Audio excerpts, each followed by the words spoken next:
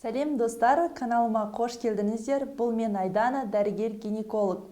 Егер видео ұнайтын болса, міндетті түрде каналға жазылып, лайк басып, және комментарий бөліміне өзіңізді мазалаған денсаулыққа қатысты кез келген сұрақтарыңызды қойсаңыздар болады. Міндетті түрде жауап беретін боламын. Және де каналға салынған видеоларды жіберіп алмас үшін міндетті түрде қоңырау белгісін басып кетуді ұмытпаңыз. Ал бүгінгі тақырыбымыз эндометриоз. Яғни әлем бойынша 10 әйелдің біреуінде кездесетін күрделі диагноздардың бірі эндометриозға арналмақ. Эндометриоз дегеніміз не? Эндометриоз дегеніміз жатырдың ішкі қабаты эндометрийдің жатырдың ішкі қабатынан басқа аймақта пайда болуын айтамыз. Бұл аты да заты да жаман ауру. Қазіргі таңда осы ауру жасаруда. Себебі 30-ға дейін қыз-келіншектерде осы ауру кездесуде, және де өкінішке орай осы қыз-келіншектерде эндометриозға байланысты бірнеше операциялар болған. Сондықтан осы тақырыпқа бүгін тоқталуды жөн көрдім.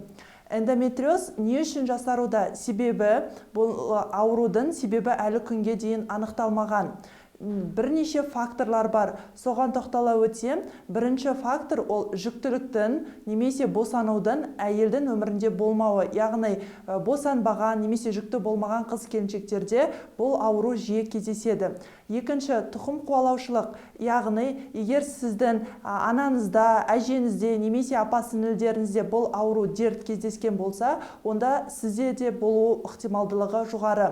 Үшіншіден, етеккірдің ерте келуі, яғни 11 жасқа дейін етеккір функциясы, яғни өзінің қызметін бастаса, онда эндометриоз ауруы болуы ықтималдылығы жоғары. Төртіншіден, бойы ұзын, салмағы аз, яғни сұлулыққа ұмтылатын қыз-келіншектерде, әсіресе жас қыздарда бұл дерт жиі кездеседі. Сондықтан әдемі болу үшін салмақ тастаудың қажеті жоқ. Себебі салмақ тастау арқылы ол сіздің жыныс ағзаларыңыздың қызметіне кері әсер етуі мүмкін.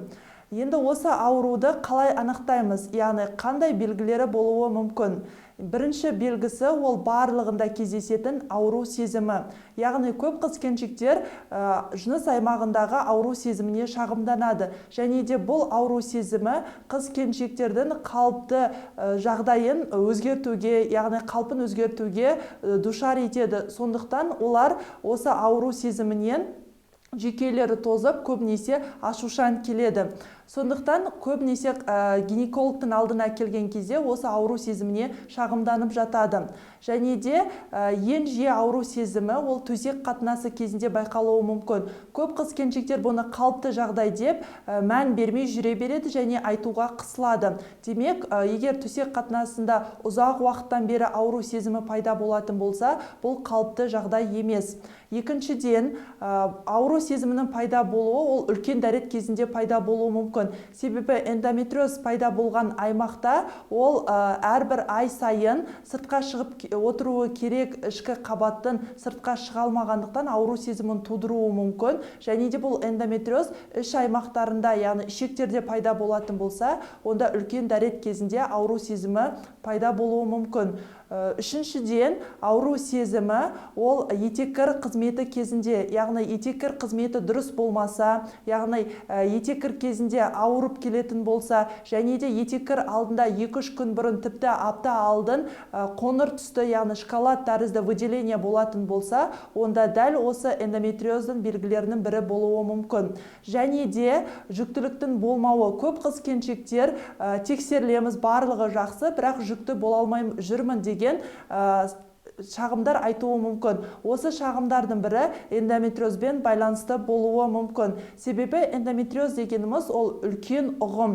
Эндометриоз ол жатырдың ішкі қабаты, ол жатырдың қуысында болуы керек қалыпты жағдайда. Егер жүкті болатын болса, бала сол аймаққа келіп бекінеді, ал жүктілік болмайтын болса, сәйкесінше әрбір ай сайын етеккір түрінде сыртқа шығып отыруы қажет. Кей жағдайда осы ішкі қабаттың басқа аймақта пайда болуы ауруын эндометриоз дейміз. Және де ол жатыр мойнында болуы мүмкін, жатырдың бұлшықет қабатында болуы мүмкін, оны аденомиоз деп атаймыз. Және де жатырдың түтіктерінде немесе аналық безде кездесуі мүмкін. Аналық безінде кездесетін эндометриозды киста деп атаймыз. Және де ол киста жүкті болмауға бірден бір әсер етеді. Себебі аналық безіне қысым түсіру арқылы аналық жасушаның құрылымын, сапасын нашарлатуы мүмкін. Бұл жыныс аймағындағы кездесетін эндометриоз болатын болса, келесі ол жыныс аймағынан тыс аймақта пайда болуы мүмкін. Ол іш қуысында, ішектерде немесе қуықта да кездесуі мүмкін. Сондықтан осы аймақтардағы ауру сезімі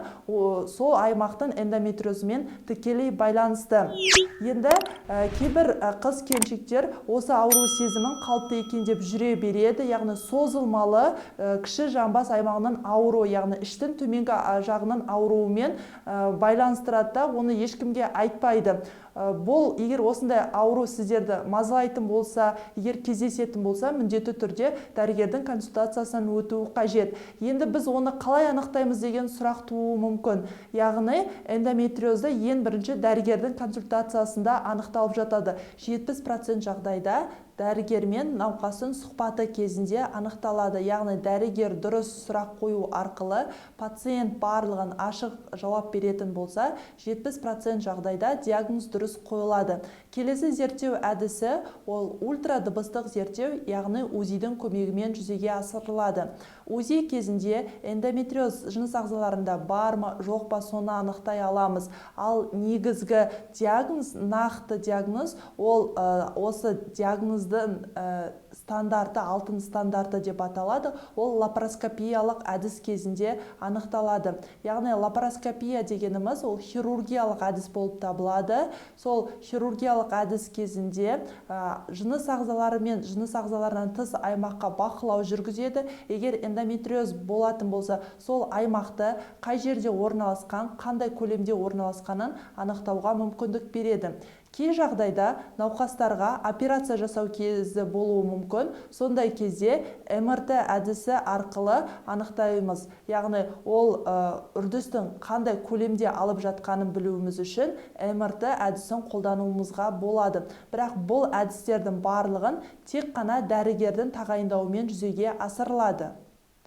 Келесі емі, яғни бұл дерттен қалай құтыламыз, емі бар ма?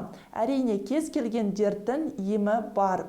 Бұл дерттің, эндометриоздың екі жолды емі бар. Біріншісі ол арнайы дәрілердің көмегімен, екіншісі ол хирургиялық, яғни операция көмегімен жүзеге асырылады. Не үшін дәрілермен? Себебі эндометриоз ол қайталамалы, созылмалы гормон, яғни эстроген гормонына тәуелді ауру болып табылады. Сондықтан бұл дертті ұзақ уақыт емдеуге тура келеді. Бірақ операцияға жүгінбес бұрын міндетті түрде дәрілердің көмегімен ем жүргізуі қажет. Себебі практикада көп қыз-келіншектерде осы дәрінің көмегімен де емделген.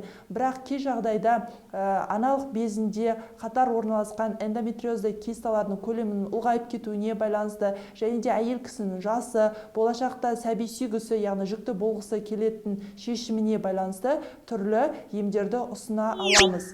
Егер видео қызық болатын болса, міндетті түрде еңбегімді бағалап лайк басып, және де комментарийға өз ойларыңызды жаза кетсеңіздер болады. Кездескенше сау болыңыздар.